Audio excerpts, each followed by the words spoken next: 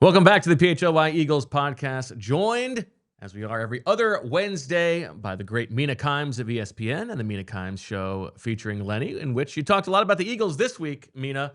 You were there in Green Bay. What were your big takeaways from that slugfest on Monday night? Just a barn burner of a game. We were talking a little bit before about who should be angrier. Clearly Packers fans, not just because of the loss, but I also think with the Eagles, while offensively it was obviously frustrating, and we can get into that.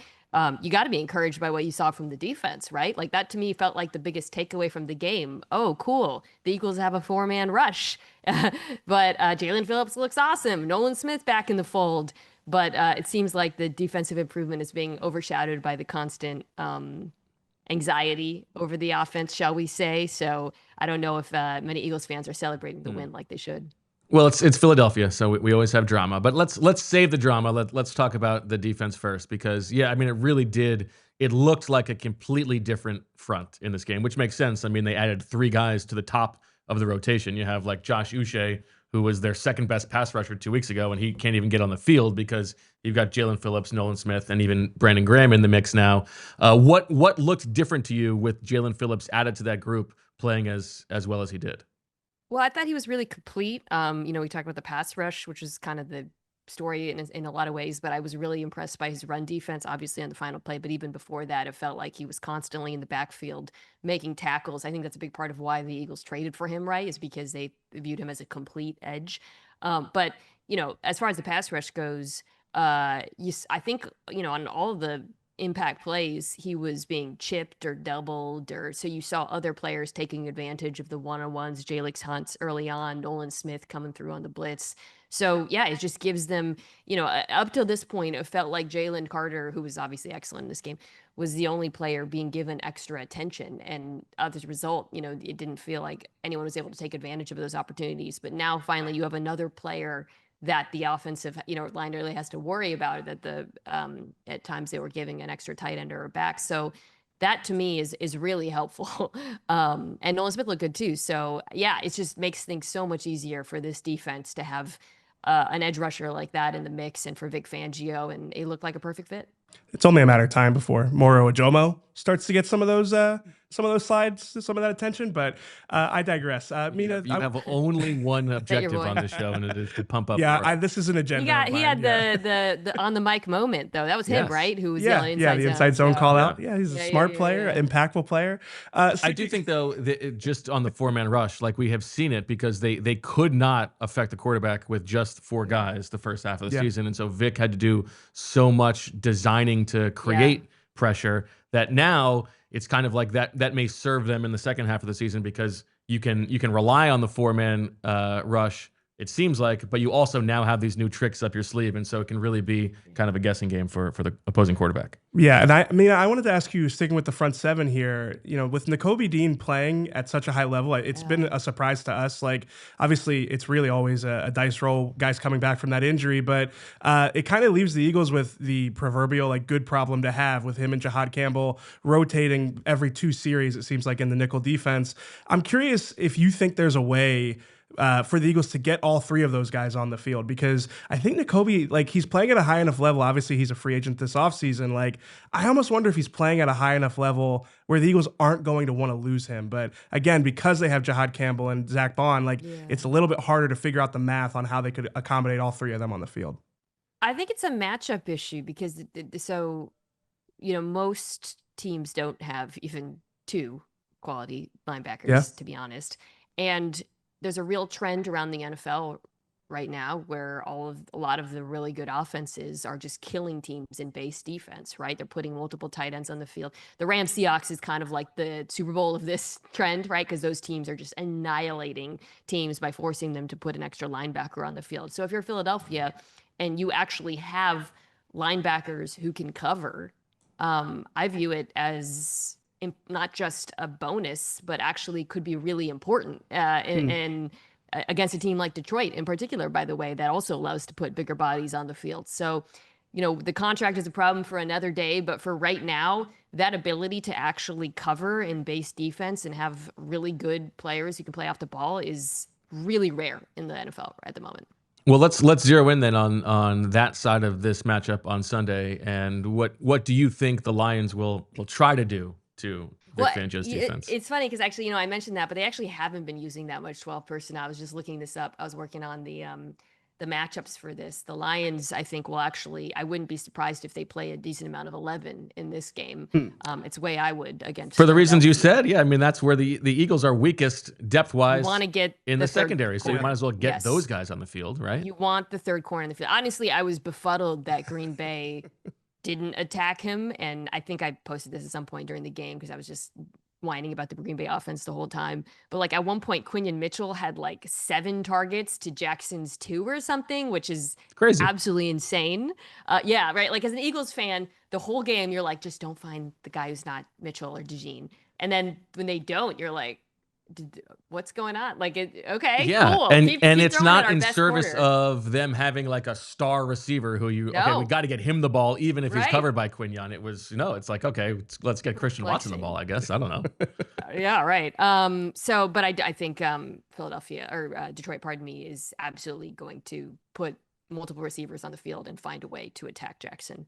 That's what I would do. So, yeah, for Philly, I think a lot of this comes down to pressure and the way you get pressure. We saw Jared Goff really struggle with the Vikings when they sent interior pressure. I wouldn't be surprised if Vic borrows from that to some degree. And, I think the Eagles' run defense has looked a lot better too as of late. That's really important, obviously, in this one. So it'll definitely be an interesting matchup. You mentioned the use of 11 that Detroit has been having more recently. Is that you think it's a function of Dan Campbell being a part of or being in charge of play calling now? And also, I guess I know it was only one game against not a great defense, but what are some of the trends you're seeing from Dan Campbell now that he's kind of running the show there? Yeah, I used a lot of 11, a lot of motion.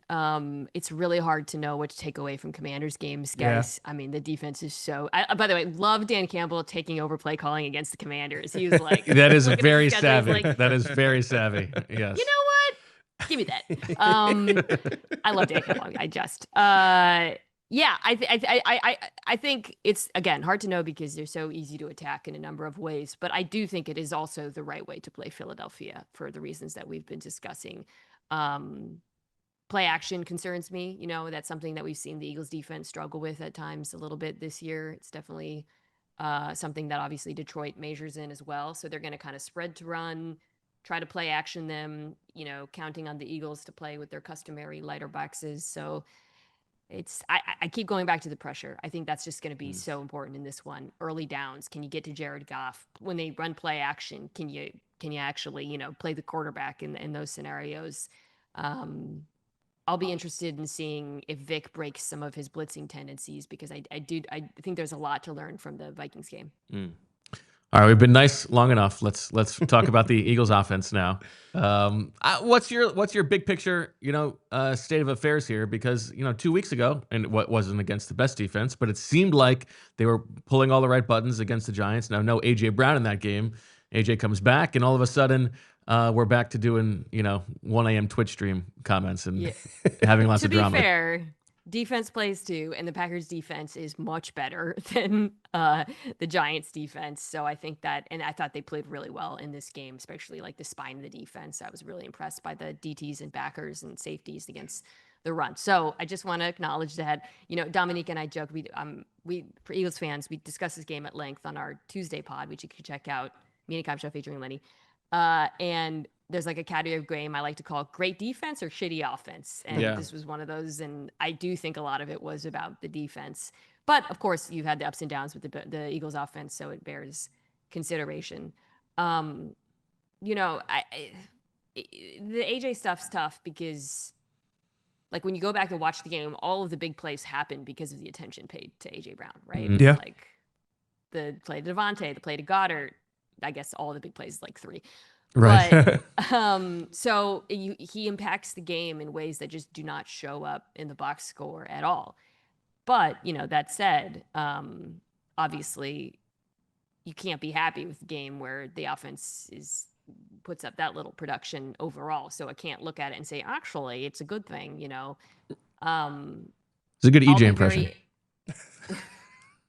I'll be very interested in seeing if we talked about some of the Eagles' defensive tendency breakers. I'll be interested in seeing if the Lions break tendency and play less man coverage. If they play as much man coverage as they usually do, this should be an A.J. Brown game. Right. But I think Kelvin Shepard is like one of the bright young defensive coordinators in the league. I'm not alone. Obviously, that's a pretty common take. And I wouldn't be surprised if he mixes it up a little bit given the opponent. So the Eagles, I think, can't come out here and just expect the Lions to blitz and play man.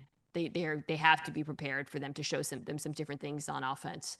And yeah, they've got to. I mean, so often as it does with the Eagles, it comes down to if a team plays more split safety and you get more of those zone blitzes, what are your answers? And they've found them at points during the season, but obviously at other times they've been stymied by that. How is the Lions' run defense? Good. I think it's good. Uh-oh. Sorry. Here we go, Jaelan. I just think they've been really good. The Lions, by the way, love to play base personnel. So I think that would be an interesting one too. With the Eagles go to the 6 offensive line stuff, I think they'll probably counter that with base, and there'll be an ability to play action off of that. So what would you do, Mina? Because I'll do that. Yeah, because it seems to me like I thought maybe the Packers game, like a zone heavy team, a team that majors in that. Maybe this was like a styles makes fights type of situation for the Eagles offense. But I do think, you hear a lot about unscouted looks from the Eagles coaching staff and how much of a challenge that is. But I do sort of think we're at a point now where they're going to keep seeing the looks that they got against the Packers and really they've been seeing these all season, those zone looks, a lot of the sim pressure stuff. So what do you think is the answer against those specific looks? Do you think it is as simple as like the play action game and the under center jumbo packages off of it? Yeah, it's a little bit of everything. It's a little bit of that. It's RPOs against those looks can be effective. Dallas Goedert can be effective in particular. That's kind of historically been a good answer for the Eagles when they face that sort of cloud coverage. You got to be able to run on them, right? And again, the Lions' run defense is quite good, but I think it was a little bit disappointing that they weren't able to run better on the Packers, obviously, after watching what Carolina did. But I do think watching it back, the Packers' run defense was just excellent in that game. But yeah, it's I think that just what's so key for this one is you got to be prepared for that. I really think the Lions are going to break tendency against this team. So just coming in with a plan for that, I've been harping the same thing with A.J. Brown, but you want to see him used on slants. You want to see him on in breakers in the way that they haven't been using him and consistently. And I think there'll be opportunities in the passing game against this team. There's flaws on the back end for Detroit for sure. I'm excited for this game because it feels like kind of a year and a half coming. Like this, we all expected this to be the NFC Championship game last year. It felt like it was pointing in that direction, and now we actually get it.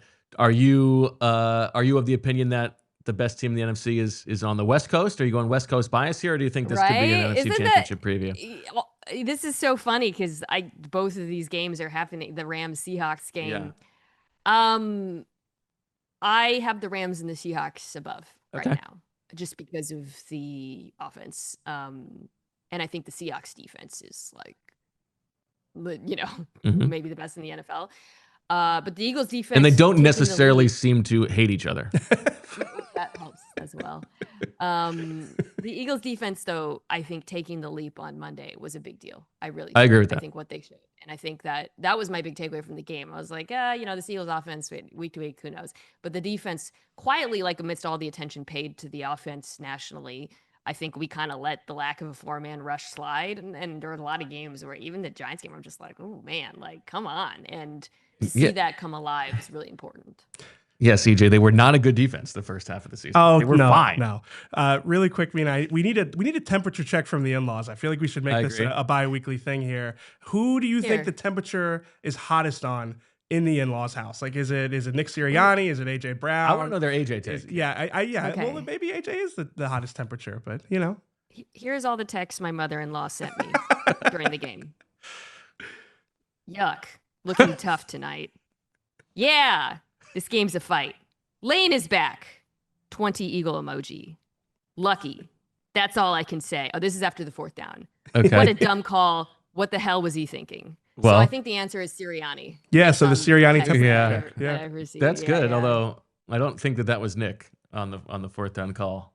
But It depends on what part you're talking about. The play call itself or the Well, decision he to go looked for mad. Dominic and I talked about this, and we were like, I think he was mad about the play call, not the. Yeah, So was that him? Not the decision. It's very similar to what happened actually in Seattle a couple years ago in 2023, where Nick had to cover for Jaelan, and then it came out afterwards that like people didn't love that Jaelan never fessed up to it. I mean, it's a very similar situation. I think it's pretty clear that was not certainly not what Nick expected to happen on that play. He's a good manager of people. I think that gets sometimes lost in all the Sirianni hate, is like you can point to a lot of moments in this era where he has covered for other things. And also kind of like, like Tomlin gets all the credit for all the insanity in the locker room. Could Sirianni also like be that's dude? a good point. I feel like I think that's true, but at the same time, if that is his superpower, why does the AJ thing continue to persist? They have a lot of characters. I think that's fair. I mean, perhaps the AJ thing is like worse than we know, and he is managing it, right? Yeah. Like he's a receiver. I read, I sat next to the Eagles reporter Brooks Kubina, on the plane to Green Bay, and then we were talking about it, and afterwards I read his story, which was excellent, by the way, on AJ Brown, and I came out of it thinking like, this must be like worse than we think. Yeah, well, you should. I don't want to go competing beats here, but you should also read EJ's story on EJ. Oh, okay. Well, AJ is an open book, right? And so I'll let you. I mean, you say what AJ said to you. This is probably about a month ago. He said that he's starting not to care and that he feels like he's fighting by himself. So, AJ, like you, I think open book is the right way to phrase it. I think sometimes there are things left to interpretation, but this has been going on all season. Really, it's been going on for years, but this season in particular, there's been a lot there with AJ. Wide receivers never beating the allegations, I fear. Yeah, exactly. He loves that. All right, Mina Kimes, thank you so much. We will talk to you in a couple weeks. Enjoy Eagles-Lions on Sunday, and shout out to the in-laws. Thank you, Mina.